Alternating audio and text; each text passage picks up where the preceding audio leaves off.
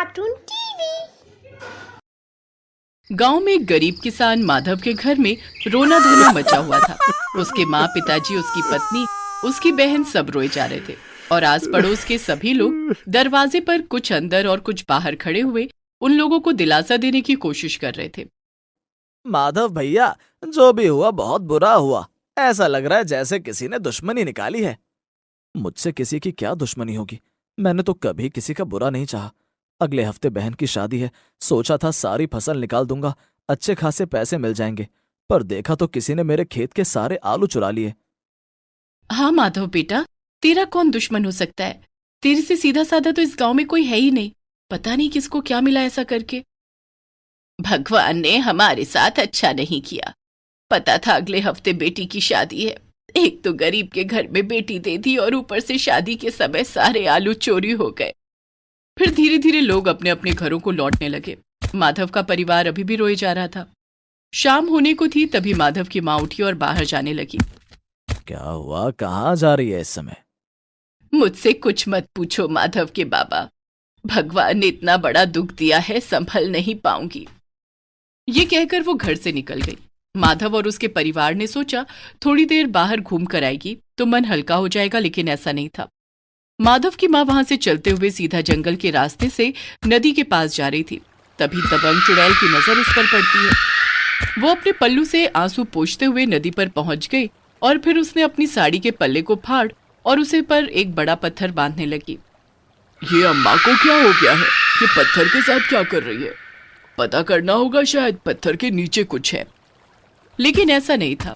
अम्मा ने उस पत्थर पर बंधी हुई साड़ी के कपड़े को अपने गले में बांध दिया और वे नदी की तरफ जाने लगी। अरे बाप रे बाप, ये अम्मा तो आत्महत्या करने जा रही है, और वो भी इस उम्र में। लगता है कोई बहुत ही बड़ी बात है। तभी दबंग चुड़ैल चीते की फुर्ती के साथ में उस अम्मा के पास पहुंच जाती है और वो पत्थर उठाकर दूर फेंक देती है। चुड़ैल को सामने देखकर अम्मा घबरा जाती है।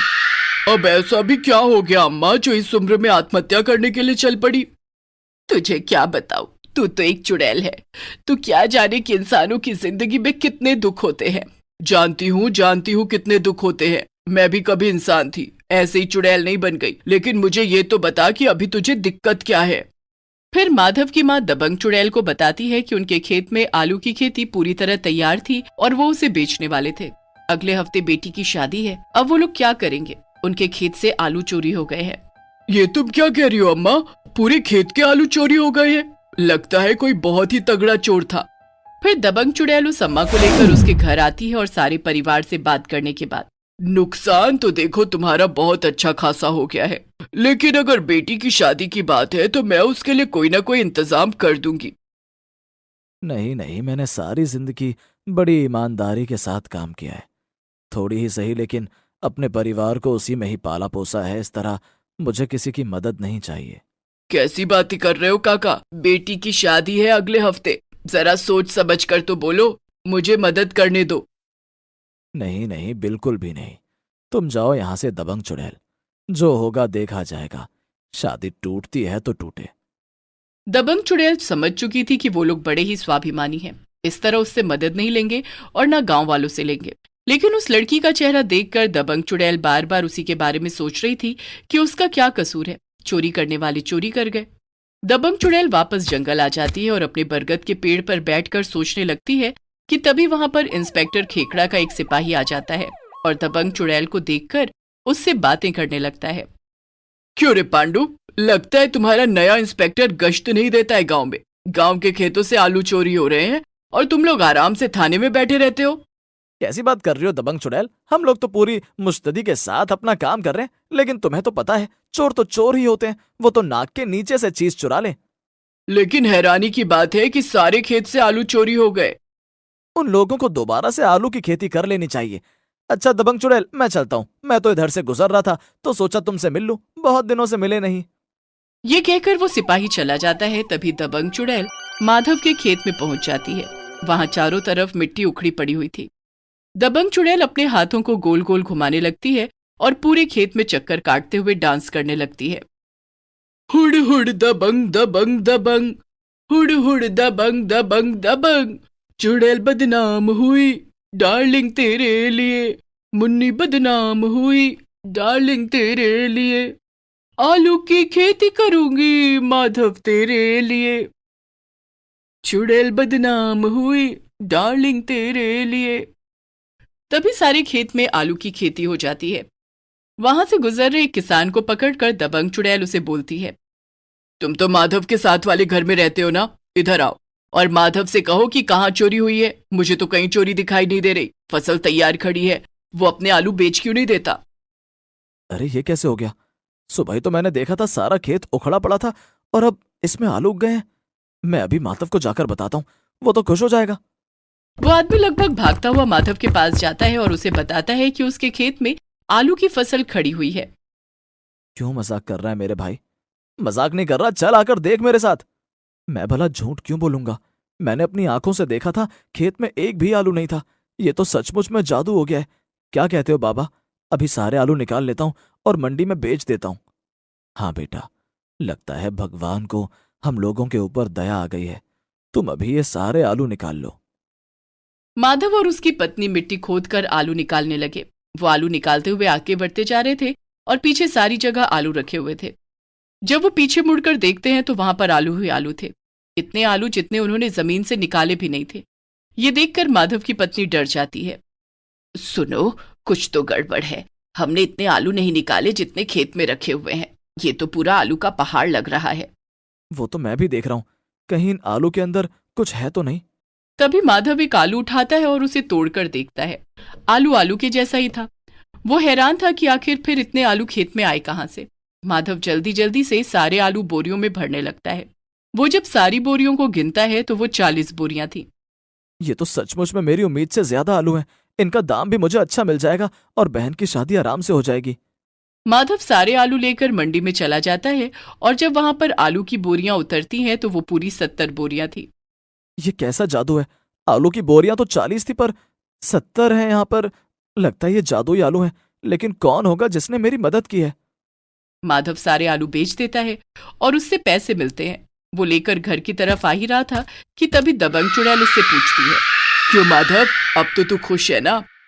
खुश तो मैं बहुत हूं, पर तुम्हें कैसे पता कि मेरे साथ क्या हुआ है? इसका मतलब तुम ही हो दबंग चुड़ैल जिसने ये सब कुछ किया है?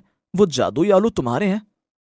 देखो भाई, अब इसमें मेरा कुछ भी नहीं है। मैंने तो बस वहां पर आलू उगाए थे। तुम्हारे बाबा बड़े ही स्वाभिमानी हैं, पैसे वैसे लेते रहे, इसलिए मैंने सोचा तुम्हारी मेहनत भी हो जाएगी और मेहनत का पैसा भी। तुमने तो हमारी सारी चिंता ही खत्म कर दी है दबंग चुड़ैल। मैं भी सोच रहा था आखिर ये आलू इतनी ज्यादा मात्रा में आ कैसे रहे हैं। ज्यादा मत सोचो, जाओ अब आराम से सामान खरीदो और बहन की शादी करो। और हाँ, शादी के लड्डू खिलाना मत भूलना। और मुझे पता है कि एक लड़की की शादी में कितना पैसा लगता है, इसलिए तुम बिल्कुल भी चिंता मत करो। जब तक तुम्हारी बहन की शादी है उस दिन तक तुम्हारे खेत में रोज उतने ही आलू उतरेंगे। मैं तुम्हारा शुक्रिया कैसे अदा करूं दबंग चुड़ैल? तुमने तो सारी परेशानी ही खत्म कर दी है। तुम्हारा बहुत बहुत धन्यवाद। बहन की शादी के लड्डू देने जरूर आऊंगा। अब माधव खुशी खुशी घर जाता है और अपने बाबा के हाथ में सारे पैसे रख देता है। ये तो कोई चमत्कार ही हो गया है बेटा, वरना हम लोग तो इतने गरीब हैं कि बेटी की शादी भी नहीं कर पाते। ये तो हमारी बेटी की किस्मत अच्छी है। हाँ बाबा, आप बिल्कुल ठीक कह रहे हैं। उसके बाद माधव अपनी पत्नी से दबंग चुड़ैल के बारे में बताता है कि दबंग चुड़ैल ही है जिसने खेतों में वो जादुई आलू उगाए। सचमुच में कितनी अच्छी है वो, तभी गांव के सभी लोग उसे इतना पसंद करते हैं। देखो तो, बाबा का स्वाभिमान भी कम नहीं होने दिया और हमारी मदद भी कर दी। अगले दिन माधव फिर खेतों में जाता है और वहां पर से आलू निकालकर मंडी में बेच देता है। इस तरह उसे 4-5 दिन में बहुत अच्छी रकम मिल जाती है। फिर वो अपनी बहन की शादी का पूरा इंतजाम करता है और धूमधाम से अपनी बहन की शादी करता है। शादी के बाद वो एक टोकरा भरकर लड्डू दबंग चुड़ैल के लिए लेकर जाता है। दबंग चुड़ैल, बहन की शादी बड़ी ही धूमधाम से हो गई है। ये लो मुंह मीठा करो। और ये सब कुछ तुम्हारे उन जादुई आलू की वजह से हुआ है। वाह वाह, लड्डू तो बहुत ही मजेदार बने हैं, खुश रहो। माधव वहां से चला जाता है। दबंग चुड़ैल वहां पर छोटे छोटे जानवरों को भी लड्डू खाने के लिए देती है और फिर सब लोग दबंग चुड़ैल के साथ झूमने लगते हैं। हुड़ हुड़ दबंग दबंग दबंग, हुड़ हुड़ दबंग दबंग दबंग। दबंग चुड़ैल ऐसे ही गांव का जायजा लेने आई थी, तभी एक घर में दबंग फिल्म देखने लगी। घर वाले फिल्म देखने में इतने मगन थे कि उन्हें पता ही नहीं चला कि दबंग चुड़ैल बाहर कमरे की खिड़की के खड़े होकर फिल्म देख रही है और जैसे ही गाना बजा, हुड़ हुड़ दबंग दबंग दबंग, हुड़ हुड़ दबंग दबंग दबंग, दबंग चुड़ैल भी जोर जोर से गाते हुए नाचने लगी। घर वालों ने देखा दबंग चुड़ैल बाहर नाच रही है तो उन्होंने उसे आराम से अंदर बुलाया और चाय पानी पीने के लिए दिया। पूरी फिल्म देखने के बाद दबंग चुड़ैल अपने पेड़ पर चली गई। फिल्म देखने के बाद उसे अपने घर की बहुत याद आने लगी। कितने साल बीत गए, मैंने अपने घर वालों को भी नहीं देखा और ये भी नहीं पता कि वो लोग किस हालत में हैं। सारी दुनिया के लिए मैं हमेशा खड़ी रहती हूँ, लेकिन अपने घर वालों के लिए एक बार तो मुझे अपने घर जाना चाहिए। मेरी बहन भी तो है, उससे भी मिलूंगी, उससे ढेर सारी बातें करूंगी। दबंग चुड़ैल 4-5 दिन यही सोचने में निकाल देती है कि वो घर जाए या ना जाए। एक दिन वो नदी किनारे टहल रही थी कि तभी उसे एक लड़की आती हुई दिखाई देती है। उसे ऐसा लगता है जैसे कि उसकी बहन चलते हुए आ रही है। सचमुच में बहन की बहुत याद आ रही है और ये लड़की तो बिल्कुल उस जैसी ही लग रही है। माँ बाप ज्यादा से ज्यादा मुझे घर से निकाल देंगे चुड़ैल समझकर, लेकिन कम से कम मैं उन्हें देख तो लूंगी। मैं कल सवेरे ही अपने गांव जाऊंगी। दबंग चुड़ैल अपने उसी रूप में आ जाती है जब वो मरने से पहले थी और अपने घर पहुंच जाती है।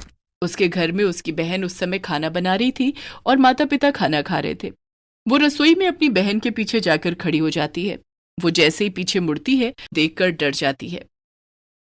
डरो मत मीनाक्षी, मुझे पहचानो, मैं तुम्हारी बहन। बदकिस्मती से मैं एक चुड़ैल बन गई हूँ। मुझे तुम्हारी याद आ रही थी इसलिए मिलने चली आई। मेरी बहन, तेरे मरने का हमें कितना दुख है हम बता नहीं सकते। माँ बाबा तो रोजाना तुझे ही याद करते रहे। तुम्हें पता है माँ ने एक एक पाई जोड़कर घर में टीवी का इंतजाम किया क्योंकि तुम्हें टीवी देखना बहुत पसंद था। मुझे गले लगा लो मेरी बहन, मैं बहुत तड़पती हूँ तुम लोगों को देखने के लिए, तुमसे मिलने के लिए, तुम लोगों से बातें करने के लिए। तभी बाहर से दबंग चुड़ैल की माँ आवाज देती है। क्या हुआ मीनाक्षी, कोई है रसोई में जिससे तू बात कर रही है? घर में घुसते हुए तो मैंने किसी को नहीं देखा। माँ वो मैं नहीं नहीं, तुझे मेरी कसम है, माँ बाबा से कुछ मत कहना, अभी कोई बहाना कर दे। तब दबंग चुड़ैल की बहन अपने माता पिता से झूठ बोलती है। फिर दोनों बहनें छत पर जाते हैं और ढेर सारी बातें करते हैं। मीनाक्षी, तेरी और मेरी शक्ल हूबहू मिलती है। कुछ दिन के लिए मैं यहाँ माँ बाबा के पास रह जाती हूँ और तुम थोड़े दिनों के लिए मेरे यहाँ चली जाओ। मैं वहां पर तुम्हारे लिए सब सुख सुविधा कर दूंगी। मुझे माँ बाबा के पास 2-4 दिन रुकने दो। वो बात तो ठीक है, लेकिन एक बात बताओ मेरी बहन, अगर माँ बाबा ने तुझे पहचान लिया तो? माना कि हम दोनों की शक्ल एक जैसी दिखती है, एक जैसी आवाज भी है, लेकिन हमारा स्वभाव एकदम अलग है। मैं जितनी शांत हूं तुम उतनी ही उग्र हो। माँ को तो फट से पता चल जाएगा। जब पता चलेगा मैं वापस आ जाऊंगी, बस कुछ दिन की बात है, मुझे भी रहने दो। मीनाक्षी को अपनी बहन के ऊपर दया आ जाती है। दबंग चुड़ैल उसे बरगद के पेड़ पर छोड़ देती है और खुद अपने माँ बाप के पास आकर रहने लगती है। एक दिन दबंग चुड़ैल किसी भी तरह मीनाक्षी की तरह पूरे घर को संभालती है, लेकिन उसकी माँ उसे बीच बीच में टोकती रहती है। क्या हुआ मीनाक्षी, आज तेरा ध्यान कहाँ है? तेरी सारी हरकतें तेरी बहन की जैसी दिखाई दे रही हैं। देख रही हूँ आज सुबह से तू टीवी के साथ चिपक कर बैठी है। तुझे कब से शौक चढ़ गया टीवी देखने का? धत तेरी की, मैं तो भूल ही गई कि माँ की आंखों से कुछ नहीं छुप सकता। तभी उनका दरवाजा जोर जोर से बजता है। 3-4 आदमी डंडा लेकर घर के अंदर घुस आते हैं। ये क्या है? मैंने कहा था ना कि मैं तुम्हारे पैसे लौटा दूंगा, फिर तुम अपने आदमियों को लेकर यहाँ क्यों आए? 10 दिन से ऊपर हो गए हैं, तुमने अपना वादा नहीं निभाया। कल तक हमें हमारे पैसे चाहिए, वरना हम तुम्हारा घर तोड़ देंगे। अभी यहाँ पर घर में ये सब कुछ हो रहा था। उधर पेड़ पर दबंग चुड़ैल की बहन मीनाक्षी डरी सहमी बैठी हुई थी कि तभी वहां पर एक बंदर आता है और दबंग चुड़ैल समझकर मीनाक्षी से बात करने लगता है। उसे बंदर की भाषा बिल्कुल भी समझ में नहीं आ रही थी। मेरे दोस्त, मुझे नहीं लगता कि दबंग चुड़ैल है, ये तो कोई बहरूपिया है। जरूर इसने हमारी दबंग चुड़ैल को गायब कर दिया है। हाँ हाँ, मुझे भी सुबह से इसके ऊपर शक हो रहा है। देखो तो एक बारी भी चुड़ैल के रूप में नहीं आई है और सुबह से ही इस पेड़ से इधर उधर भी नहीं गई है। ये मुझे कहाँ फंसवा दिया तूने मेरी बहन, जल्दी आजा वरना ये जंगली जानवर मुझे नोच खसोट कर मार डालेंगे। और उधर दबंग चुड़ैल के घर में जब उन आदमियों ने सामान उठाकर फेंकना शुरू किया तो ओए ओए ओए ओए ओए, कहाँ मुंह उठाकर चले आए हो? और ये तुम्हारी हिम्मत कैसे हुई हमारे घर के सामान को हाथ लगाने की? है तू इन लोगों के मुंह मत लग, तुझे पता है ना ये लोग खराब हैं। तू अंदर जा। अरे बाबा, मेरे घर में घुसकर मेरे माँ बाप को कुछ भी कहे, मेरे घर में तोड़फोड़ मचाए और मैं चुपचाप हाथ पर हाथ धरकर बैठी रहूं? रुको, तुम्हें तो मैं अभी बताती हूँ। दबंग चुड़ैल उन लोगों के हाथ से डंडा छीनती है और उनकी खूब धुनाई लगाती है। मारते मारते वो उन्हें घर के बाहर ले आती है और पड़ोसी देखने लगते हैं। दबंग चुड़ैल की माँ उसे छुड़ाने की कोशिश कर रही थी, लेकिन दबंग चुड़ैल तो सबको पीटने में इतना खोई हुई थी कि उसे याद ही नहीं रहा कि वो मीनाक्षी बनकर घर में रह रही है। वो लोग वहां से भाग जाते हैं। तब दबंग चुड़ैल अपने माता पिता से बोलती है, माँ बाबा, दबंग चुड़ैल के होते हुए इन लोगों की इतनी हिम्मत कि वो घर में आए और आप लोगों को डराए धमकाए, और उनकी इतनी हिम्मत कैसे हो गई? ये तू क्या कह रही है? कौन दबंग चुड़ैल? ये सुनकर दबंग चुड़ैल शांत हो जाती है कि तभी मीनाक्षी भागते हुए आती है और अपनी बहन के गले लग जाती है। मीनाक्षी की हूबहू दबंग चुड़ैल को देखकर उनके माता पिता हैरान हो जाते हैं। मैं नहीं रह सकती वहां उस जंगल में, सारे जानवरों से मुझे कितना डर लग रहा है। वो लोग आकर पता नहीं क्या क्या हरकतें कर रहे हैं। हे भगवान, ये मैं क्या देख रहा हूँ? तुम कौन हो? मीनाक्षी कौन है? मुझे तो कुछ समझ में नहीं आ रहा। अंदर चलिए, मैं बताती हूँ आपको। दबंग चुड़ैल फिर उन लोगों को बताती है कि वो मरने के बाद चुड़ैल बन गई है और सब लोग उसे दबंग चुड़ैल के नाम से जानते हैं, और उसे उन लोगों की याद आ रही थी, इसलिए मिलने चली आई। मीनाक्षी को उसने जंगल में छोड़ दिया था। मैं तो इस लड़की की हरकत देखकर ही समझ गई थी कि ये मीनाक्षी नहीं है। हाय मेरी बच्ची, तेरे ऊपर कितना जुल्म हुआ। एक तो छोटी उम्र में गुजर गई और ऊपर से चुड़ैल बन गई। अब तो पता चल गया ना माँ, कुछ दिन इसे हमारे साथ ही रहने दो। माँ बाबा, तुमने मीनाक्षी की शादी क्यों नहीं की? अब तो वो 26 साल की हो गई है। अब क्या बताऊं बेटी, मीनाक्षी का रिश्ता तय हो रखा है। उसी के लिए हमने एक आदमी से कुछ पैसे लिए थे, लेकिन वो चुका नहीं पाए। अब शादी के लिए पैसा कहाँ से लाएं?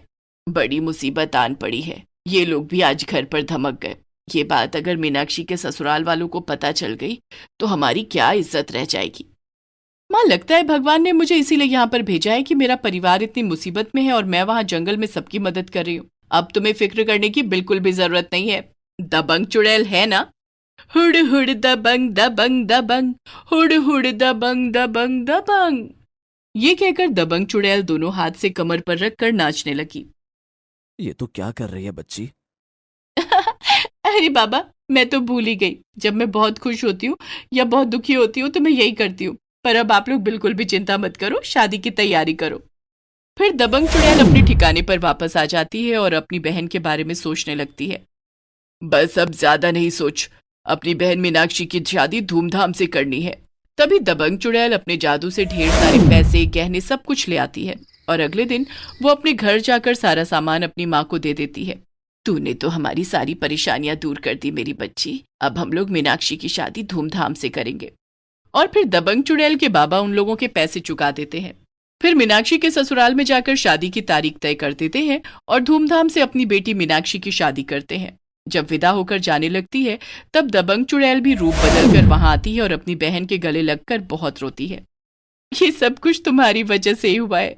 तुम ना होती तो आज ये सब भी नहीं हो रहा था। मेरी बहन, मैं तुम्हें हमेशा याद रखूंगी। और मेरी प्यारी बहन, तुम्हें भी जिंदगी में कभी भी किसी भी चीज की जरूरत हो तो बस मुझे याद कर लेना। तुम्हारी बहन हमेशा तुम्हारे साथ खड़ी है। शादी के बाद दबंग चुड़ैल अपने जंगल में वापस आ जाती है और शादी की मिठाई सारे जंगल के जानवरों को खिलाती है। गांव में भी मिठाई बंटवाती है। अच्छा, तो उस दिन जो लड़की यहाँ पेड़ पर बैठी थी वो तुम्हारी बहन थी? वो तो बहुत सुंदर है। मैं तो समझ गया था कि वो दबंग चुड़ैल नहीं है। हाँ हाँ, तुमने बिल्कुल सही पहचाना। वो मेरी जुड़वा बहन है। जब मैं चुड़ैल नहीं थी मैं भी बिल्कुल वैसी ही लगती थी। उसके बाद दबंग चुड़ैल वापस अपने जंगल में रहने लगती है। जब उसे कभी याद आती तो वो चुपके से अपने घर वालों और अपनी जुड़वा बहन को देख आती। शहर जाने वाली सड़क पर बूढ़ी सरस्वती ने अपनी चाय की दुकान खोली हुई थी, जिसकी आमदनी से वो किसी तरह अपने पोता पोती का गुजारा कर रही थी। उनके माँ बाप अब इस दुनिया में नहीं थे, बस सरस्वती ही उनका आसरा थी। बूढ़ी सरस्वती कांपते हाथों से इक्का दुक्का आए हुए ग्राहकों के लिए चाय बनाती थी। एक छोटे से स्टूल पर वो स्टोव रखकर उस पर एक छोटे से पतीले में आए हुए ग्राहकों के लिए चाय बनाती थी। बड़ी मुश्किल से दिन भर में उसकी 100 रुपए की कमाई होती थी। एक दिन की बात है, दबंग चुड़ैल कहीं पर गायब हुई और वो जंगल में जाने की बजाय सरस्वती की दुकान के स्टूल पर आकर धम से गिरी, जिससे वहां पर रखा सारा सामान टूट गया। दबंग चुड़ैल को बहुत बुरा लगा और ये देखकर रोती हुई सरस्वती बोली, अंधी हो गई थी क्या? तुझे दिख नहीं रहा था यहाँ पर सामान रखा है? पर तू आई कहाँ से अचानक से? मेरे यहाँ पर आकर कैसे गिर गई? दबंग चुड़ैल का रूप अभी बदला हुआ था, इसलिए सरस्वती पहचान नहीं पाई कि वो एक चुड़ैल है। मुझे माफ करना अम्मा, मुझे पता ही नहीं चला कि मैं यहाँ कैसे आ गई। मुझे तो अपने ठिकाने पर जाना था।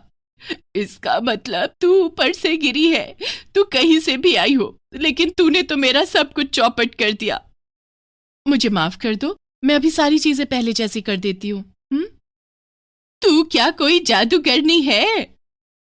तभी दबंग चुड़ैल रूप में आ जाती है, जिसे देखकर सरस्वती डर जाती है और उधर खड़े हुए लोग भी भाग जाते हैं। हुड़ हुड़ दबंग दबंग दबंग, हुड़ हुड़ दबंग दबंग दबंग।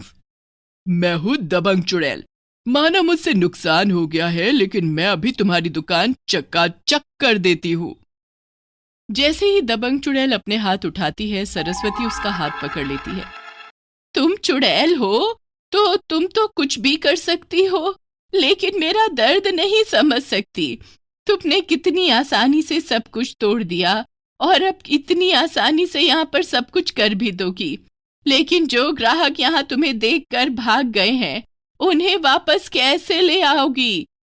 अरे 2-4 लोगों से कुछ नहीं होता अम्मा, और बहुत लोग हैं जो तेरी दुकान पर आकर चाय पी लेंगे। कहना बहुत आसान होता है, लेकिन करना बहुत मुश्किल। अगर तुझे लगता है कि ये सब इतना ही आसान है, तो जा, मैं भी तुझसे कहती हूँ, इस दुकान को तू ही चला कर दिखा दे, लेकिन ना चुड़ैल रूप में आएगी और ना ही कोई जादू दिखाएगी। फिर तुझे मेरा दर्द समझ में आएगा। हाँ हाँ, क्यों नहीं, दबंग चुड़ैल के लिए कुछ भी मुश्किल नहीं है। तो ठीक है, मैं रोज के 100 रुपए कमा लेती थी, तुम मुझे 100 रुपए रोज के कमा कर दिखा। बूढ़ी अम्मा की बात सुनकर दबंग चुड़ैल अपना सर खुजाने लगती है। उसे समझ में नहीं आता कि वो ये करना चाहती है भी या नहीं, लेकिन कोई उसे चैलेंज करे तो वो उसे पूरा करके ही रहती है। इसलिए वो बूढ़ी अम्मा को बोलती है कि ठीक है, तुम जाकर अपने घर में बैठो, मैं तुम्हारी दुकान चलाती हूँ। अगले दिन सुबह सुबह दबंग चुड़ैल अपने पेड़ से उतरकर बुढ़िया की दुकान पर जाने लगती है। समझ नहीं आ रहा कि मैं आखिर ये सब कर क्यों रही हूँ। उस बुढ़िया को पैसे भी तो दे सकती थी, उसकी दुकान को अच्छा भी तो बना सकती थी। डरा धमका कर ही सही, पर मैं उसकी दुकान पर ग्राहक भी तो ला सकती थी।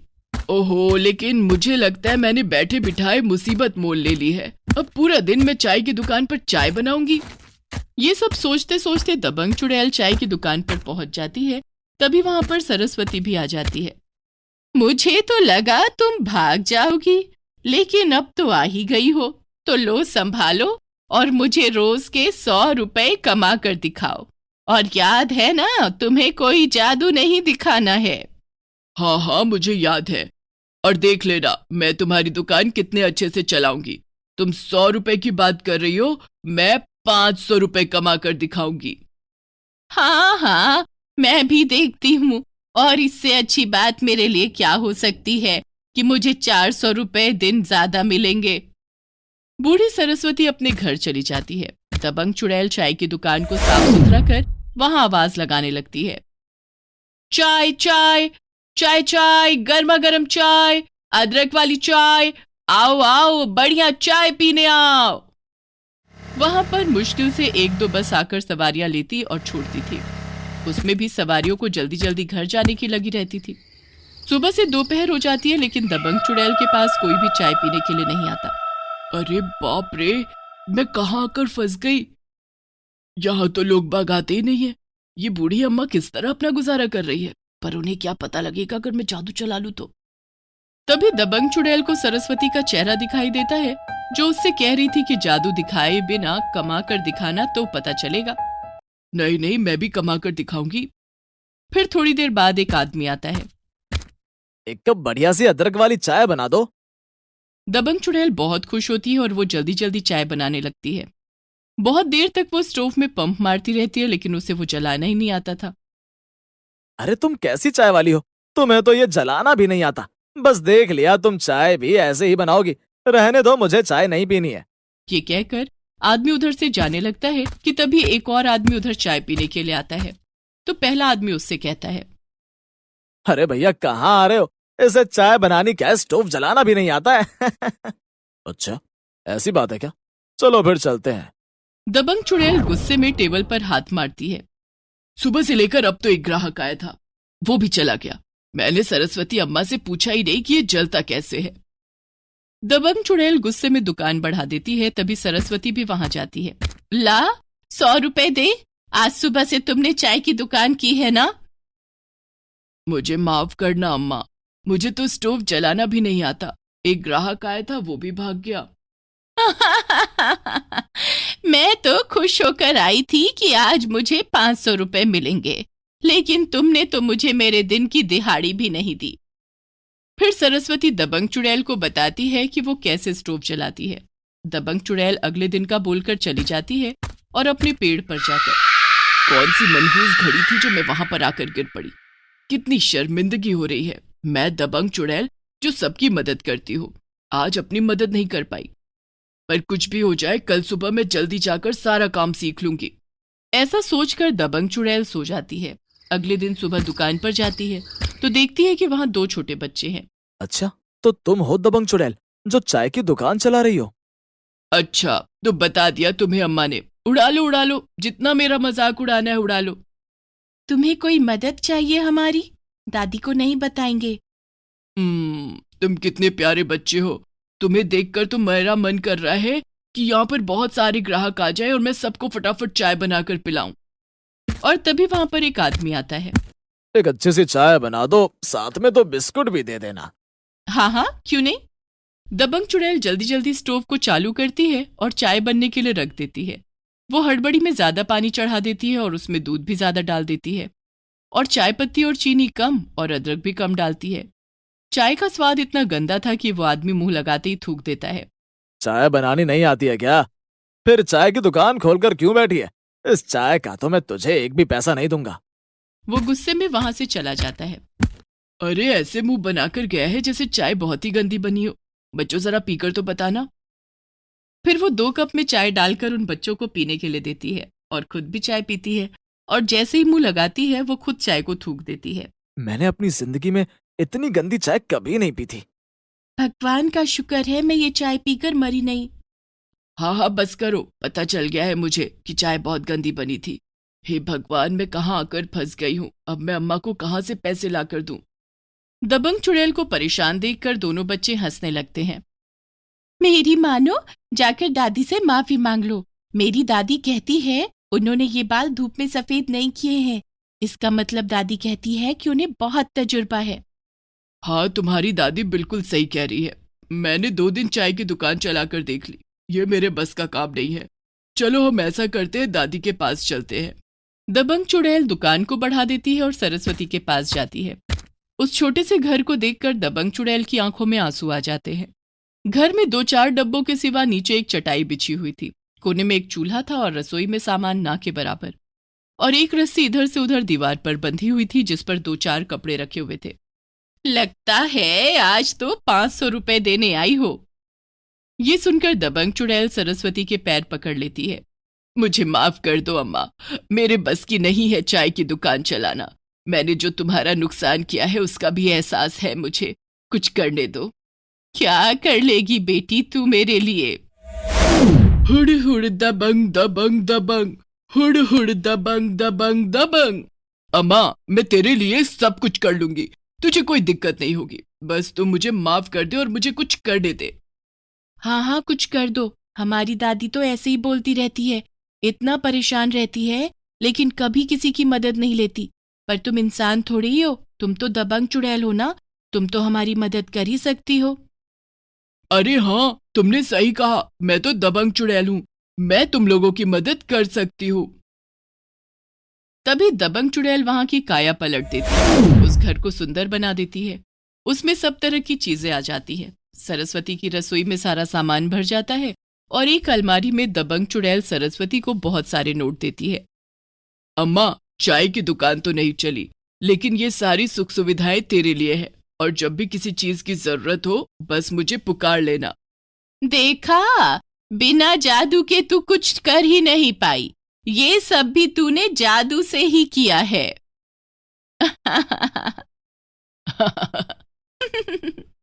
और फिर वो लोग हंसने लगते हैं। उसके बाद सरस्वती अम्मा की जिंदगी आसान हो जाती है और दबंग चुड़ैल अपने जंगल में आ जाती है। इंस्पेक्टर खेकड़ा पुलिस थाने में बैठे हुए थे और उन्हीं के सामने बैठे हुए थे न्यूज रिपोर्टर दीक्षित जी। आपसे मिलकर बहुत अच्छा लगा। देख लीजिए, वैसे भी इस छोटे से गांव में न्यूज रिपोर्टर आने से डरते ही हैं। डरते हैं? क्यों डरते हैं? इंस्पेक्टर खेकड़ा नोटिस करते हैं कि जैसे उन्होंने डर का नाम लिया, दीक्षित जी के चेहरे पर पसीने की बूंदें आ गई। उन्होंने जेब से रुमाल निकाला और पसीना पोंछने लगे। अरे नहीं नहीं दीक्षित जी, ऐसा नहीं है कि यहाँ पर डरने वाली चीजें हैं। असल में न्यूज रिपोर्टर यहाँ पर इसलिए नहीं आते क्योंकि बड़ी बड़ी न्यूज यहाँ पर इतनी होती नहीं है जिनसे उनका नाम हो। तभी हवलदार गर्मा गर्म समोसे ले आता है। इंस्पेक्टर खेकड़ा समोसे को देखते ही सीधे होकर बैठ जाते हैं और दीक्षित के साथ समोसे खाने लगता है कि तभी अचानक से वहां पर दबंग चुड़ैल आ जाती है और अचानक से एक चुड़ैल को अपने सामने देखकर दीक्षित जी इतना घबरा जाते हैं कि टेबल पर चढ़कर ऊपर पंखे पर लटक जाते हैं। बचाओ बचाओ बचाओ, चुड़ैल चुड़ैल! अरे अरे दीक्षित जी, आप पंखे पर कहाँ जाकर लटक गए? आइए, हाथ पकड़िए और नीचे उतरिए। यह दबंग चुड़ैल है। मैंने तो इन्हें इसलिए बुलाया था कि आप इनसे मिल सके। अरे ये चुड़ैल, इस चुड़ैल को पहले यहाँ से भगाओ। दीक्षित जी को इतना डरा हुआ देख दबंग चुड़ैल अपने मुन्नी वाले रूप में आ जाती है। तब दो सिपाही ऊपर टेबल पर चढ़कर दीक्षित जी को पंखे से नीचे उतारते हैं। इनका परिचय नहीं कराओगे इंस्पेक्टर खेकड़ा? इन्हीं का ही परिचय करवाने के लिए आपको यहाँ बुलाया गया है। इनसे मिलो, यह न्यूज रिपोर्टर दीक्षित जी। क्या कहा आपने? News reporter? एक न्यूज रिपोर्टर इतना डरपोक कैसे हो सकता है? हम डरपोक नहीं है, पर कभी चुड़ैल को इतने पास से नहीं देखा। कसम से जान मुंह में आ गई थी। दीक्षित जी को इतना घबराया हुआ देखकर वहां पर खड़े सभी लोग मुंह पर हाथ रखकर हंसने लगते हैं और दबंग चुड़ैल की तो हंसी नहीं रुक रही थी। कमाल के आदमी हैं आप, डर भी नहीं लग रहा था और जान मुंह में भी आ गई। पर कुछ भी कहो, आपसे मिलकर बड़ा अच्छा लगा। आपके स्वागत में एक डांस तो बनता ही है। और फिर दबंग चुड़ैल अपने इंस्पेक्टर वाले रूप में आ जाती है और थाने में बैठे ऑन ड्यूटी बजावे हाय पांडे जी सीटी। हुड़ हुड़ दबंग दबंग दबंग दबंग, हुड़ हुड़ दबंग दबंग दबंग। दबंग चुड़ैल के डांस करते ही सिपाही भी उसके साथ डांस करने लगते हैं। तब इंस्पेक्टर खेकड़ा दबंग चुड़ैल को आराम से बैठने के लिए बोलते हैं और दीक्षित जी से उसका परिचय कराते हैं। दबंग चुड़ैल दीक्षित जी एक अच्छे रिपोर्टर हैं, लेकिन थोड़े से घबरा जाते हैं। इनको कोई ऐसा काम चाहिए जिससे कि इनका नाम हो जाए, क्योंकि ये जहां पर भी जॉब करने के लिए जाते हैं सब इनके स्वभाव को अच्छी तरह जानते हैं, इसलिए काम नहीं मिलता। अब एक जगह से इन्हें काम मिला है तो इन्हें एक ऐसी रिपोर्ट लिखनी है जिससे इनकी नौकरी पक्की हो जाए। अच्छा, ये बात है तो ये कौन सी बड़ी बात है? केस तो हम अपने आप बना देंगे, और वो भी कोई छोटा मोटा नहीं, बड़ा, ताकि आपका नाम रोशन हो जाए और फिर आप भी याद रखें कि एक चुड़ैल ने आपकी किस तरह मदद की थी। देखिए दबंग चुड़ैल जी, ऐसा है, आपको देखकर मेरे पसीने छूट रहे हैं। वो ऐसा है ना कि बचपन से दादी नानी भूतों और चुड़ैलों की कहानी सुनाया करती थी। कसम से ऐसे ही लग रहा है कि हम अपने बचपन में पहुंच गए हैं। दीक्षित जी के ऐसा कहते ही सब जोर जोर से हंसने लगते हैं कि तभी एक सिपाही वहां पर आकर इंस्पेक्टर खेकड़ा को सल्यूट करता है। जनाब, गांव का एक आदमी आया है, कह रहा है कि उसने नदी के किनारे कुछ संदिग्ध देखा है। क्या बात है दीक्षित जी, आपके कदम यहाँ पड़े और आपके लिए केस तैयार है। चलो तो देखते हैं नदी के किनारे क्या चल रहा है। दबंग चुड़ैल सबको गायब कर नदी के किनारे ले आती है। वो लोग छुपकर देखते हैं कि दो लोग आपस में बड़े बड़े दो बैग बदल रहे हैं। रिपोर्टर दीक्षित जी उनकी फोटो निकालने लगते हैं। तभी चारों तरफ से सिपाही उन दोनों लोगों को गिरफ्तार कर लेते हैं। कमाल है, बड़े बड़े शहरों वाले काम छोटे गांव में भी होने लगे। क्या है तुम लोगों के बैग में? कुछ नहीं साहब, हम तो शहर जा रहे थे, इनमें तो कपड़े हैं। हाँ, ये बिल्कुल सही कह रहा है, हम लोग तो शहर जा रहे थे, नाव का इंतजार कर रहे हैं। अच्छा, ऐसी बात है, इनमें कपड़े हैं तो फिर इतना डर क्यों रहे हो? जरा बैग खोलकर तो दिखाओ। दबंग चुड़ैल के ऐसा बोलते ही वो दोनों वहां से भागने लगते हैं। सारे सिपाही भी उनके पीछे पीछे भागते हैं और उन्हें आगे जाकर दबोच लेते हैं। फिर उन्हें कॉलर से पकड़ते हुए इंस्पेक्टर खेकड़ा के पास लेकर आते हैं। तुम्हारे भागने से तो नहीं लग रहा कि उन बैग में कपड़े हैं। अब जरा जल्दी से इन्हें खोल कर दिखाओ। दोनों अपनी जेब से चाबी निकालकर बैग को खोलते हैं। रिपोर्टर दीक्षित जी बिल्कुल पास आकर उन बैग के फोटो निकालने के लिए कैमरे को तैयार करते हैं और जैसे ही बैग खुलता है वो चीखने चिल्लाने लगते हैं और अपना कैमरा छोड़कर वहां से भागने लगते हैं। कमाल के रिपोर्टर है दीक्षित जी, इधर बैग खुला है और उधर भाग गए। ये क्या ही फोटो निकालेंगे। दबंग चुड़ैल कैमरा उठा लेती है और उन चोरों के साथ उस बैग की फोटो लेती है। बैग के अंदर नदी के आसपास से पकड़े गए बिच्छू थे और एक बैग में पैसे थे। फोटो निकालने के बाद दबंग चुड़ैल वहां से गायब होकर दीक्षित जी के पास पहुंच जाती है, जो एक पेड़ पर चढ़कर बैठे हुए थे। दीक्षित जी, आप भी कमाल के आदमी हैं। बिच्छू उधर है, आप पेड़ पर हैं। नीचे उतरिए, तनिक निडरता के साथ जाकर फोटो निकालिए। आपको एक अच्छा रिपोर्टर बनना है या नहीं बनना है? हमें रिपोर्टर बनना है, लेकिन वो बिच्छू बड़े ही भयानक लग रहे हैं। अगर उन्होंने हमें डस लिया तो हम तो ना इधर के रहेंगे ना उधर के। घबरा काहे रहे हो, नीचे उतरिए, हम हैं ना साथ में आपके। दीक्षित जी तो जैसे फेविकोल का मजबूत जोड़ की तरह पेड़ से ही चिपक गए थे और उनकी इस तरह की हरकतों पर दबंग चुड़ैल की हंसी रोके नहीं रुक रही थी। फिर दबंग चुड़ैल को मजाक सूझता है और वो सांप का रूप भरकर पेड़ पर चढ़ने लगती है। दीक्षित जी जैसे ही देखते हैं कि एक सांप पेड़ पर चल रहा है, पेड़ से ही छलांग लगा देते हैं और नीचे गिरते ही अपनी कमर पकड़कर हाय हाय चिल्लाने लगते हैं। ये कहाँ आ गए हम? एक जगह बिच्छू है, एक जगह सांप। लगता है मेरी किस्मत ही खराब है। मुझे कोई अच्छी जगह काम क्यों नहीं मिल रहा? तभी दबंग चुड़ैल अपनी चुड़ैल रूप में आ जाती है। फिर से चुड़ैल को देखकर दीक्षित जी बेहोश हो जाते हैं। दबंग चुड़ैल उसे कंधे पर डालकर इंस्पेक्टर खेकड़ा के पास पहुंच जाती है, जहां उन दोनों लोगों को गिरफ्तार कर उन बैग को भी बंद करके थाने में ले जा रहे थे। अरे दीक्षित जी, क्यों, क्या हो गया? आपके बहादुर दोस्त मुझे एक बार फिर चुड़ैल के रूप में देखकर बेहोश हो गए हैं। इंस्पेक्टर खेकड़ा, इसे भी अपने साथ ले जाइए। बेचारे के ऊपर पानी के छींटे मारिए ताकि ये होश में आ जाए। और फिर सब लोगों की हंसी से माहौल गूंज उठता है। सभी लोग थाने पहुंच जाते हैं और दबंग चुड़ैल अपने पेड़ पर बैठकर आराम करने लगती है। उधर दीक्षित जी को होश में लाने के लिए सिपाही पानी डाल रहे थे। होश में आते ही, कहाँ है वो चुड़ैल? मेरी तो जान ही निकल गई थी। और मेरा कैमरा कहाँ है? हाय, मेरा कैमरा कहाँ है? वो तो बहुत महंगा है। अब ठीक है दीक्षित जी, जिंदा है, बेफिक्र रहिए, घबराइए नहीं। आपका कैमरा भी ठीक है। कमाल की बात है, अब दबंग चुड़ैल से डर गए। उनसे तो कोई भी नहीं डरता है। वो तो एक बहुत अच्छी चुड़ैल है और हमेशा लोगों की मदद के लिए तैयार रहती हैं। हमने तो आपको उनसे मिलवाया ही इसलिए था ताकि आप उनके साथ मिलकर काम कर सके। नहीं नहीं भैया, हम एक चुड़ैल के साथ काम नहीं कर सकते।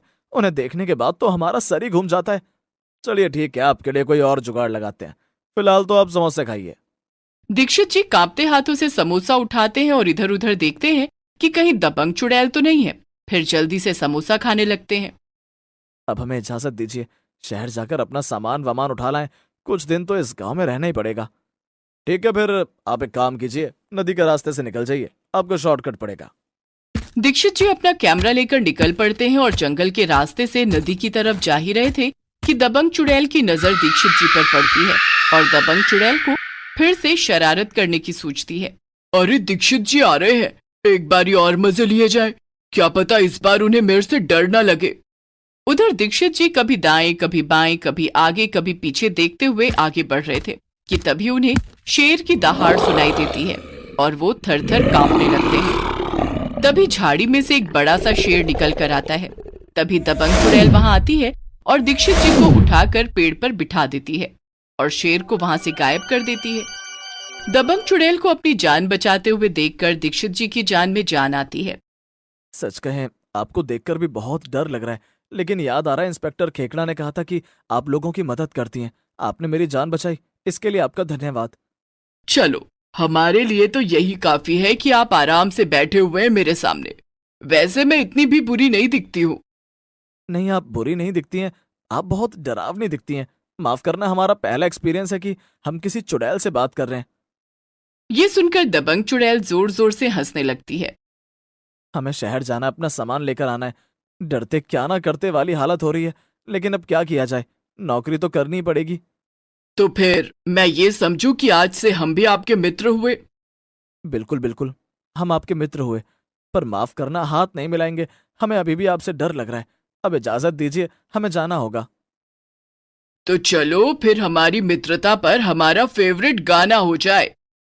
दबंग चुड़ैल दीक्षित जी को पेड़ से नीचे उतारती है और फिर गाना गाते हुए दीक्षित जी के साथ डांस करने लगती है। हुड़ हुड़ दबंग दबंग दबंग, हुड़ हुड़ दबंग दबंग दबंग, हुड़ हुड़ दबंग दबंग दबंग, हुड़ हुड़ दबंग दबंग दबंग। और फिर दबंग चुड़ैल खुद दीक्षित जी को नाव में बैठा कर आती है।